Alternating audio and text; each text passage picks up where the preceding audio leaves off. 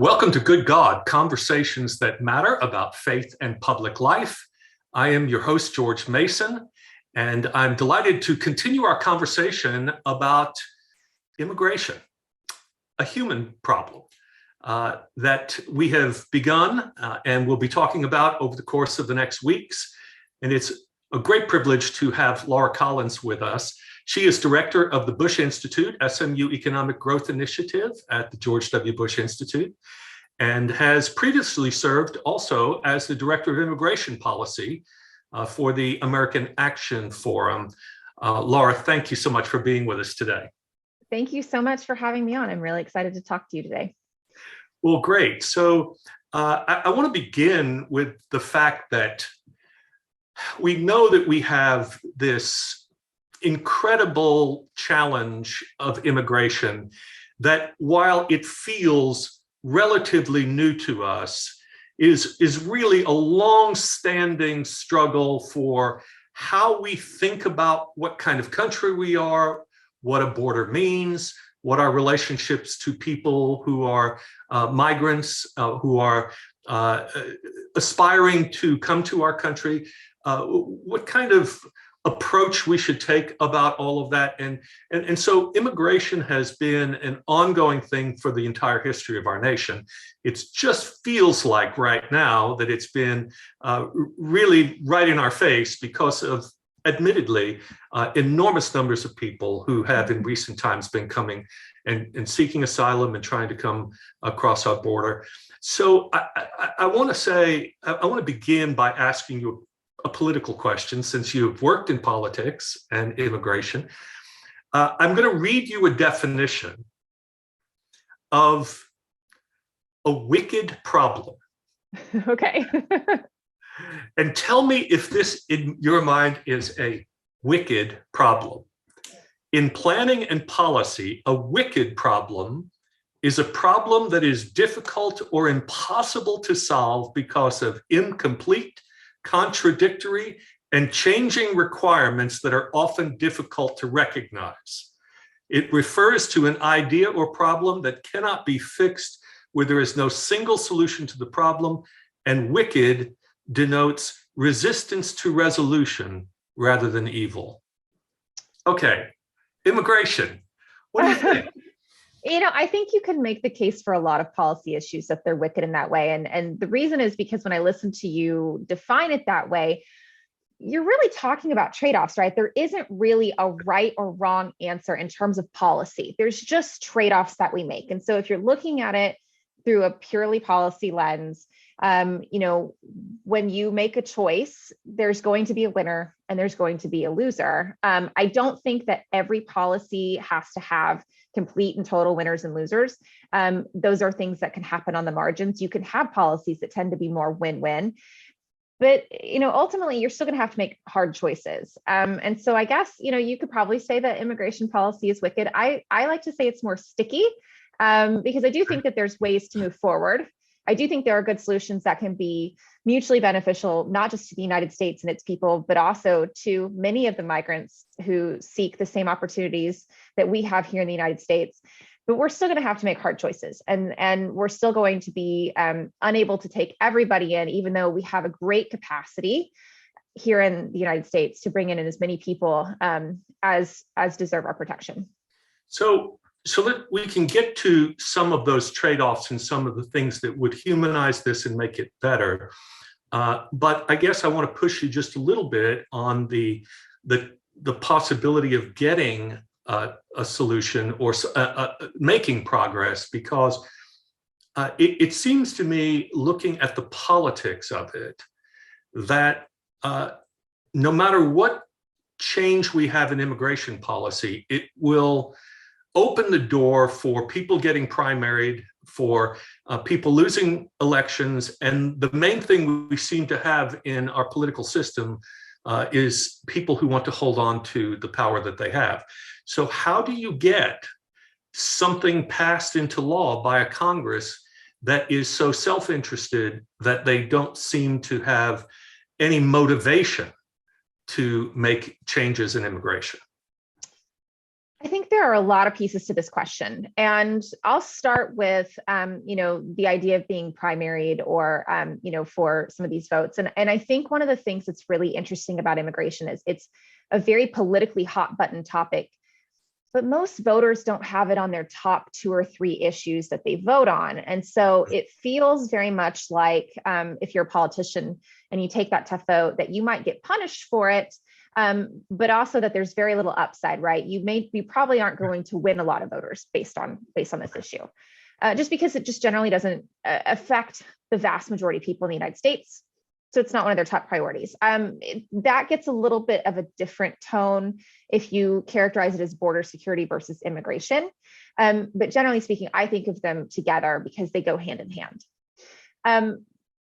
How do you get past these impasses, though? And immigration over the history of the United States has always been about the long game and how you build coalitions and how you build that sort of support. And so, we can really see this when you go back to the quotas of the 1920s that were passed, and that essentially barred most Eastern Europeans from having a way to migrate to the United States.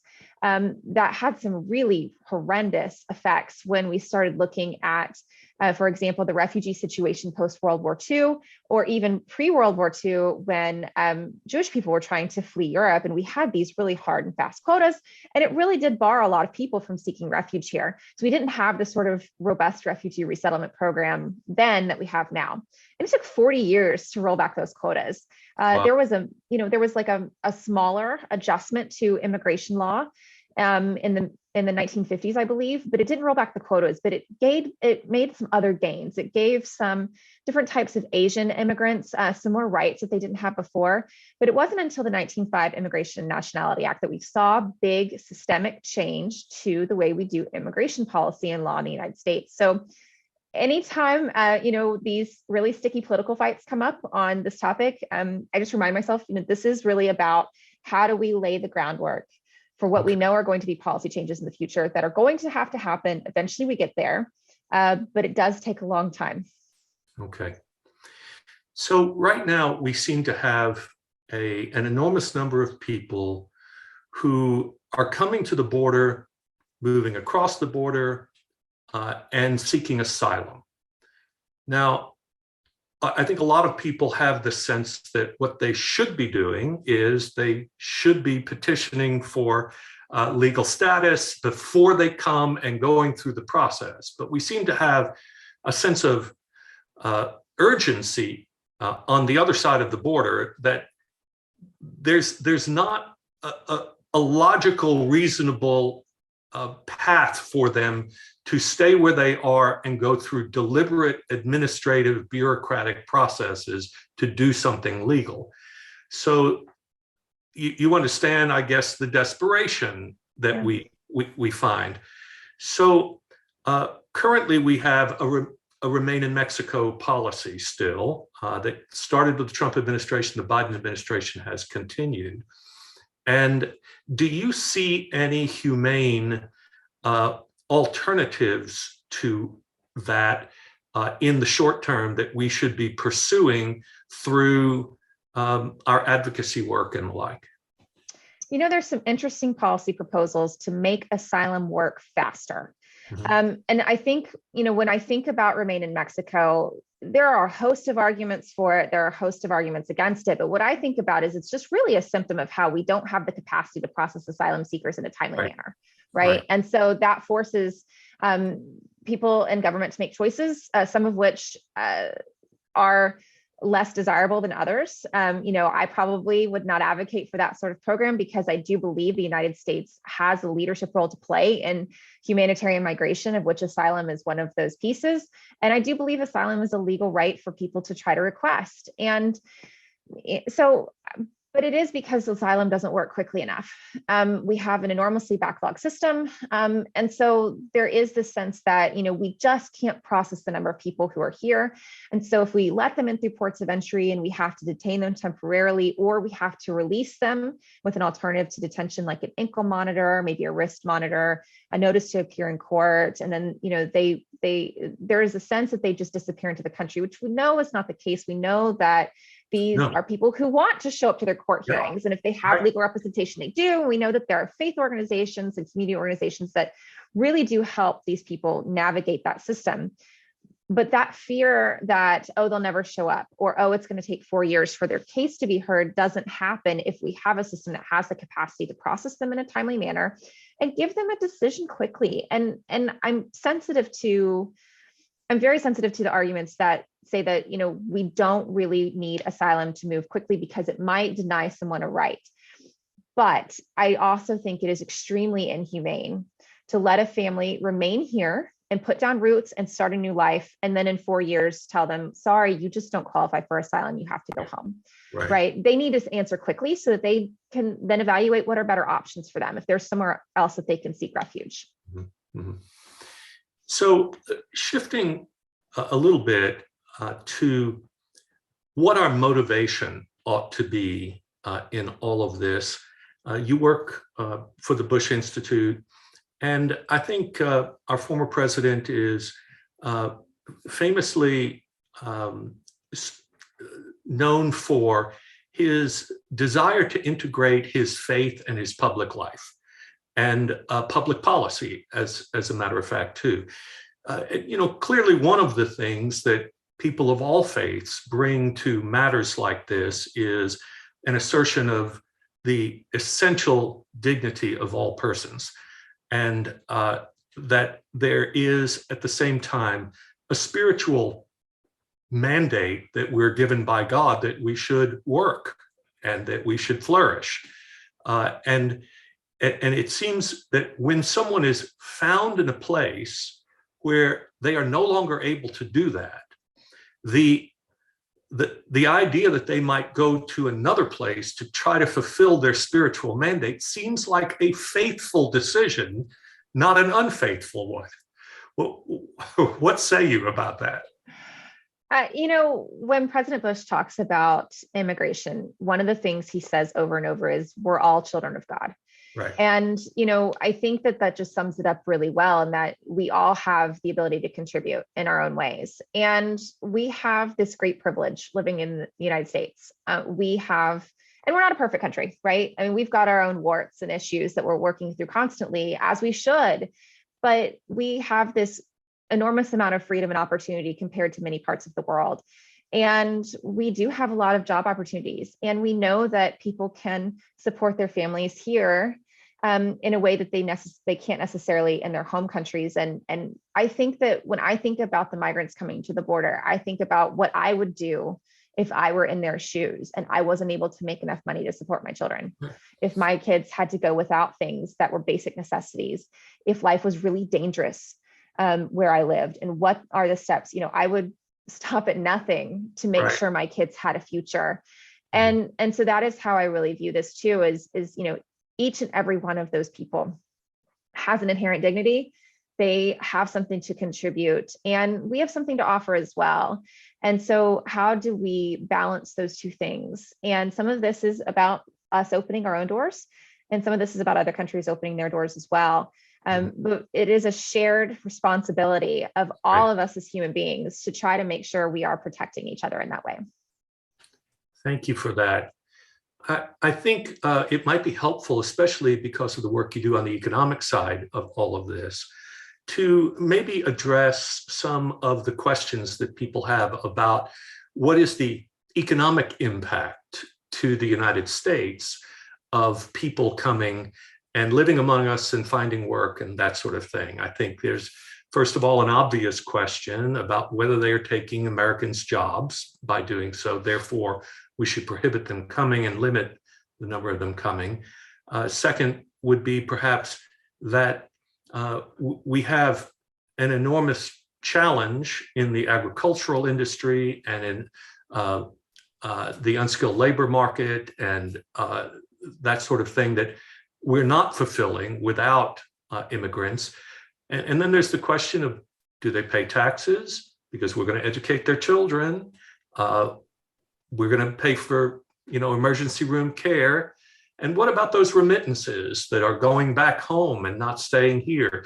So I think there's a lot of those questions about whether this is purely altruistic on our part, or whether there's really a positive economic impact that we are not recognizing. Could you parse through all of that for us and give, I know that's, I've thrown a lot at you, but. No, it's fine. It is not purely altruistic. We benefit greatly. Our economy benefits greatly. And I like to talk about this in a couple of different ways. And if you don't like immigration, there are a couple of things you can do. You can retrain the current workforce that you have, or put, retrain or put different, change what the workforce pipeline looks like for the children who are now in school, who are going to graduate to the jobs of the future. You can have more babies, which is the long-term play and doesn't necessarily work in most nations with highly developed economies. You can outsource the labor that you need, or you can automate it. And I think each of those policy proposals has obvious trade-offs. And when you talk about it in terms of education of the workforce and outsourcing and automating, those are all sort of equal trade-offs, right? Educating the workforce is going to be a longer term play. If you really do want to do that population boost, that's an even longer term play. But immigration is one of those things that in the immediate, it's a short-term way to boost that economic growth. It's a short-term way to fill the open jobs. And then it also helps you in the medium to long term, because we know that a lot of the immigrants that move here tend to have larger families. So they're settling here, they're putting down roots, they're having families who are going to join the workforce of the future. We also know, though, that, just that pure demographic thing, when you start to have negative population growth in that demographic slide, you're just shrinking your labor pool in such a way that you're going to hurt your economic growth. So we know we absolutely benefit from immigration in terms of economics.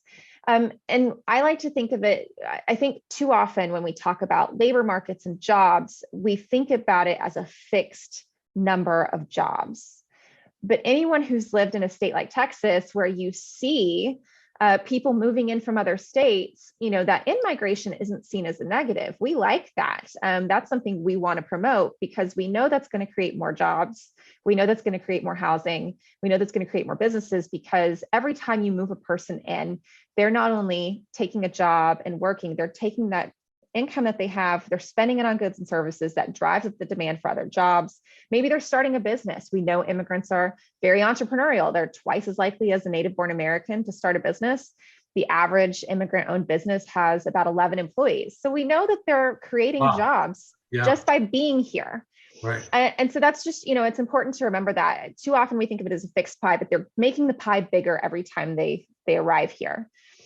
And, it's such a difficult part of the conversation, I think, because we know that this, in terms of economics, there's overwhelming support for it. Most economists would agree it's a good thing, but it's just really sticky for people to try to wrap their brains around that piece of it, because it just feels very much like it's a one-to-one, like if I win, you lose. And we know that on the economics, it tends to be more of a win-win. In terms of the benefits and the entitlements and such and the taxes, obviously, for legal immigrants, they pay taxes, they have work permits, they're doing sort of all the same things we are, but they don't qualify for most entitlement benefits. There's a waiting period for them. Once they're naturalized citizens, they're the same as you and me, same rights and responsibilities. For the undocumented, they are entitled to basically nothing. There is emergency room care, obviously. Depending on the state, there might be a few benefits here and there. Their children are allowed to enroll in public schools, but they pay taxes just like you and me, particularly in a state like Texas, where there's no state income tax. They are paying the same taxes we are. They're paying sales tax. They pay property tax, even if they're renters, because that's built into the rent. And we know that even in places where there are income taxes, a lot of undocumented people actually do pay taxes. You don't have to have a social security number to file a tax return. And some people are unfortunately working with stolen social security numbers. And because of that, we know those taxes are being taken out of their paychecks that way. The estimate is anywhere from 50 to 75% of the undocumented population pays taxes, but it's hard to pin down for obvious reasons. But we know that this is something a lot of people know, that they're here and they're working and they want to contribute to this government too. And they want to contribute and be good members of society. And so paying taxes is one of the ways they do that. So you've made a really compelling economic argument, I think, in all of those ways. which I think brings us back to culture, probably, doesn't it? The resistance is often couched in economic terms, but probably this sense of America changing is a much bigger part of this than we actually want to say out loud, isn't it? What do you think? This has been an argument from the beginning of America. You can go back and look at Benjamin Franklin complaining that German immigrants were never going to fully become American, and they looked different than the rest of us, and they spoke different than the rest of us. And, and we saw that with every successive wave of immigrants. But we also know that we benefit greatly from the contributions that those immigrants have made. And we also know that, that integration and assimilation process, people come here because they believe in the idea of America, just like we do. And if you've ever been in a naturalization ceremony and you've heard what that oath of citizenship looks like, it's very strong. I mean, we ask people to completely renounce their home countries. And so, you're not going to do that unless you're really bought into the ideals of this country and you really want to make this work. And one of the things that I find so interesting about migration here is the number of things that have come from cultures outside of America that we take for granted as very American, or that we've just sort of seamlessly adopted. I think it was sometime in the mid-90s that salsa started outselling ketchup.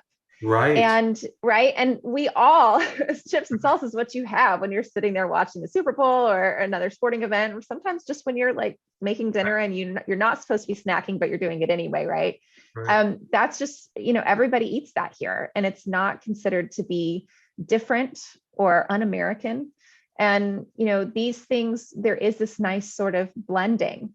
And we don't have to abandon who we are as Americans to fully embrace and appreciate the contributions that people from other cultures have brought here. Well, being a New Yorker, that salsa commercial, that the paste one, the Conti sauce, yes, right. That says not from New York, I get it, and I'm now a Texan and have given up my ketchup on my eggs and put salsa on them. It is what it is. It's an adjustment that you make, and you actually can really learn to enjoy it. So yeah, definitely. That's great.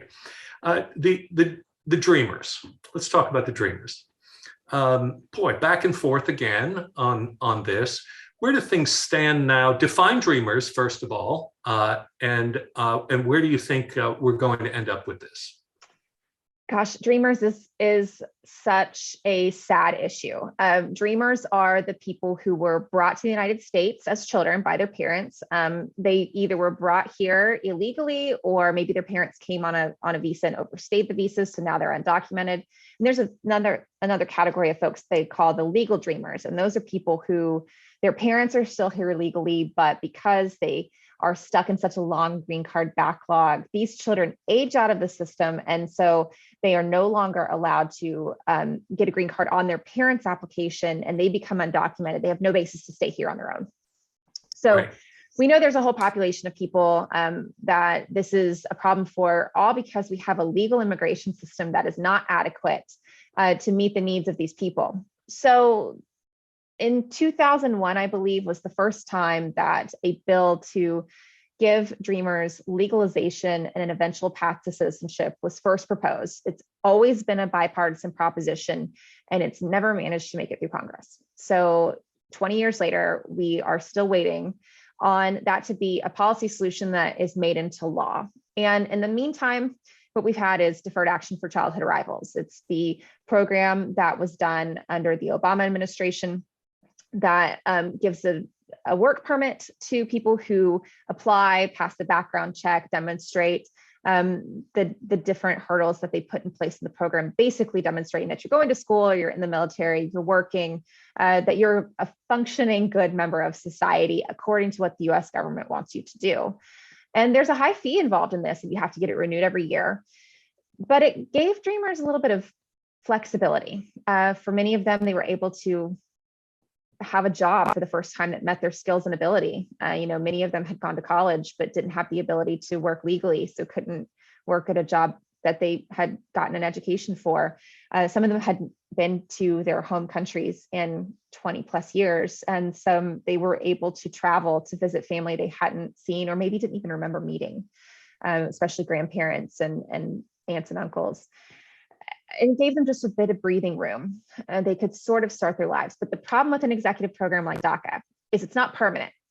So we know that a successive administration can take it away. And we saw that start to happen under the Trump administration, which challenged it, obviously in court. That was stopped. And so there is this sort of back and forth. It's still in jeopardy. It's still sitting in court and could be taken away when the ruling and the opinion come down. So we really do need that permanent legislative solution.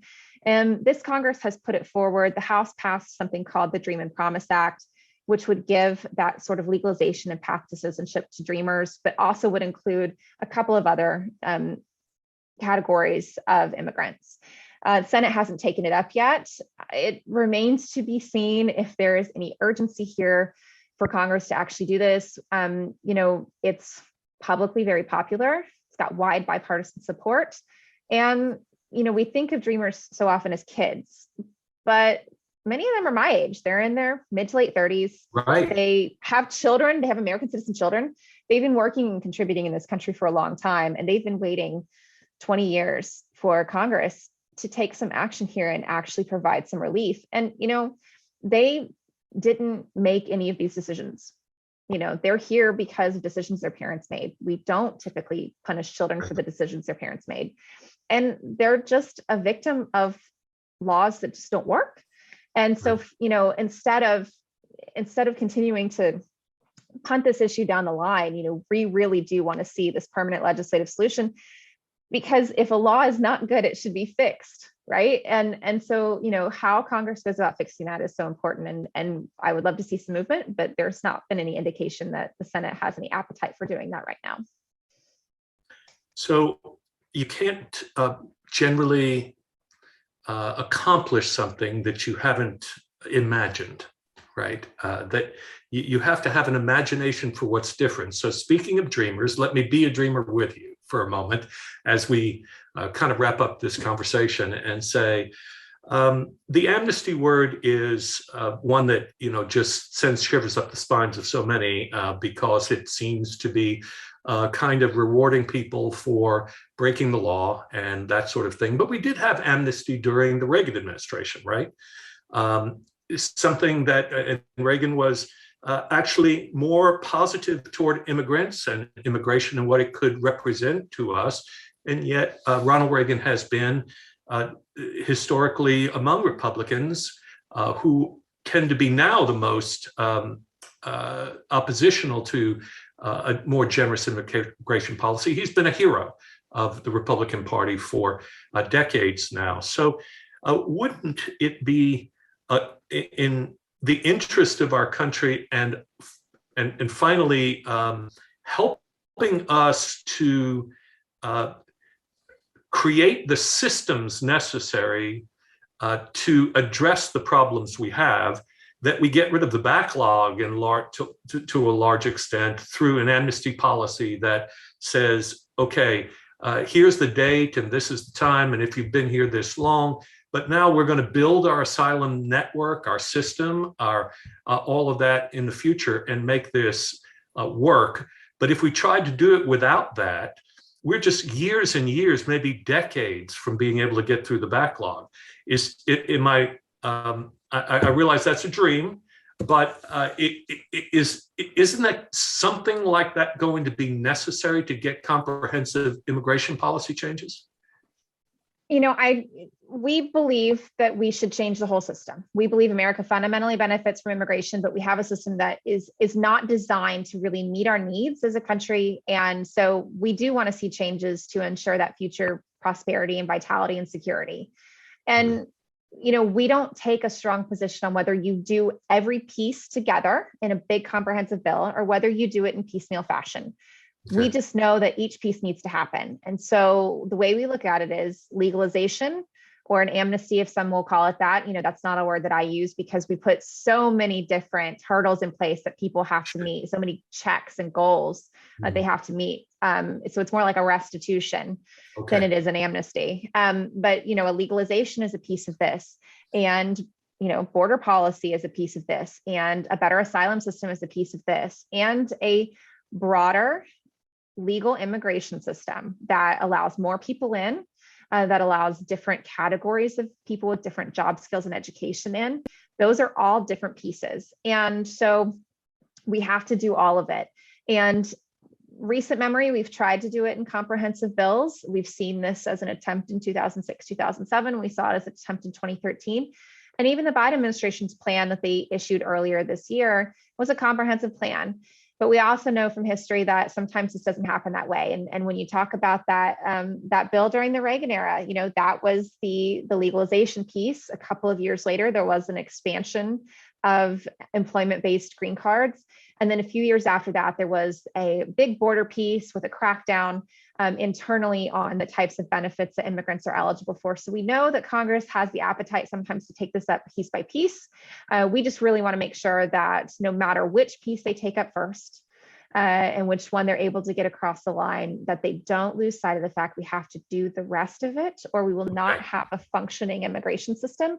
We'll be doing a legalization for the next group of dreamers in another 20 to 30 years, because unless you fix the underlying problems, these symptoms of a broken immigration system aren't going to go away. So if someone wants to read up on this more from the Bush Institute's point of view, where should they go?